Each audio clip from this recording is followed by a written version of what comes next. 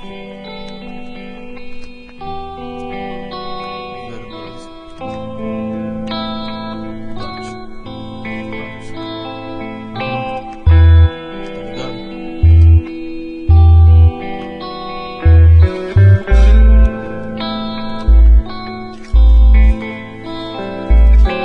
uma de minha costela quebrada, são 4 da manhã, ninguém na estrada.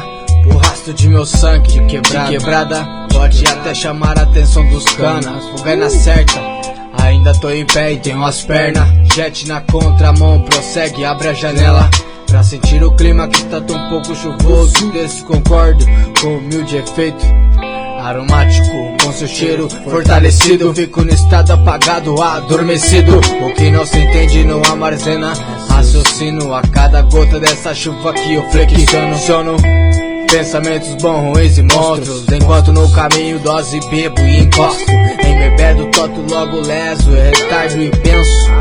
Tempo ficando esgotado para o salvamento. São flores ao túmulo de uma celeste alma.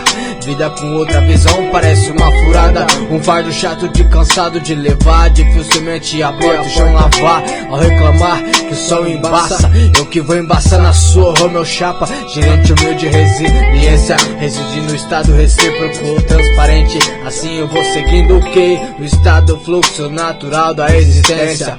Papo trocado com quem usa inteligência sobre a terra ampla e decadência, onde broto sofrimento e violência. Angústia, irmãos, a China de explicência. Hoje cores e praga ciência. Ao falar do plano quântico e planetas, todas essas dimensões, nossas atmosferas, é completado um novo ciclo, não ramela. Escrevo esse verso como quem morre, como se não fosse mais vê-los outra vez. Lembrar levar tudo numa só vinda. Mó fita, não conseguir a despedida. É tio a quem não recorrer na pista. Quadro esplêndido, intitulado Vida. Muitos são vendidos, outros preservados. Iriam rodar se não fosse tanto amor na tinta. Tela esquema criador, por valor vendido e muitas vezes caro. Arado necessário, ceifeiros, mas aí cadê quem, hein? Meu caro amigo. Um cheiro de laranja e limão no ar, só diz se afogar em lágrimas. Ao notar o vazio de não ter ela e não vê-la, tanta sofrer com outras ideias. Mas somos seres humanos, a sensibilidade que aperta. Podemos plantar rosas nelas, só pra mudar as coisas do lugar.